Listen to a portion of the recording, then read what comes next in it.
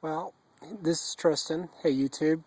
Went ahead and I made my cover. It's going to be the basis for my row cover for my broccoli plants. We'll go ahead and see if this fabric row cover will keep this warm enough to allow this to grow to maturity. As I mentioned before, we're in close to Halloween in late October, so we don't have that much of a growing season left in a traditional sense, but we'll just see how much time this row cover can buy me. If you've ever read the Elliot Coleman book, Winter Harvest, he mentions that row cover can give you about a zone and a half, so that would put me, say, at a 7B, and that would maybe push me into December, hopefully. These transplants were actually put out. I like to, in the fall, put direct seed for broccoli in a small area. Say, for instance, I had actually started it over here originally. And you put it down for seed, and then you go ahead and transplant it. So theoretically, these transplants are probably only a few weeks old. If you figure I planted the seeds, say, about 7 weeks ago, and moved the transplants probably at about 4 weeks. So, doing pretty well for, say, being 3-week transplants. Really green. Probably, though, still probably a good 5 to 6 weeks from harvest. We'll just see, this time of the year with it getting colder, that might turn in more to 8 or 9 weeks. So I don't know if we'll get anything out of there, because that would put us into, say, late December, but we'll give it a shot. One of the other things I had actually touched on in my original video was the raised beds. You can kind of see I don't have, when you think of raised beds, you think of something boxed in, and this technique actually is something that the original Dick Raymond book that I mentioned before, he had talked about, which is basically just grading your dirt to give you kind of a virtual raised bed.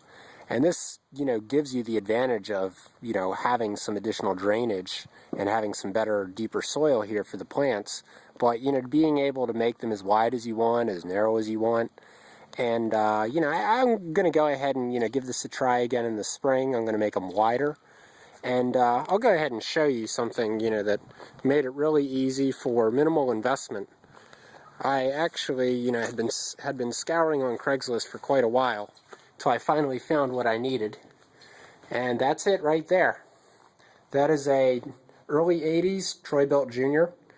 It's a little rough. The original Tecumseh engine on it, which is a 4 horsepower. I believe it's a 4 horsepower. They either came in 3 or 4, but I believe this one's a 4. And, still runs great. I replaced the spark plug. That's the only thing I had to do to it, and it started on the first pull. As long as it's warm, it starts up great. And, it's a little one. It's not like a horse. It's a much smaller unit, but it's perfect for a small area. And one of the things that I actually found on eBay that was interesting, I had actually never seen one before, but it's this plow. This is not the furrower. This is actually a plow attachment, which really helps you, spread the soil, and it helps the unit stay, turning the tines and not skipping ahead, because it digs into the soil behind the unit to kind of hold it in place. So that's one of those things. I found it. It's definitely a vintage Troybilt part, and I've never seen another one, but it really does the job. It was exactly what I was looking for this little machine. And you guys, if you're interested in one of these old Troybilts, they last forever. And, the only thing you really have to deal with is the engine. I'm probably going to get a Honda engine for this in the spring. Just as something with a little bit more power. If I can put, say, a 160 on it, say a 4.5 or 5 horsepower, hopefully it won't be too much for the transmission. And give me a little bit more power, something a little bit easier to start, maybe.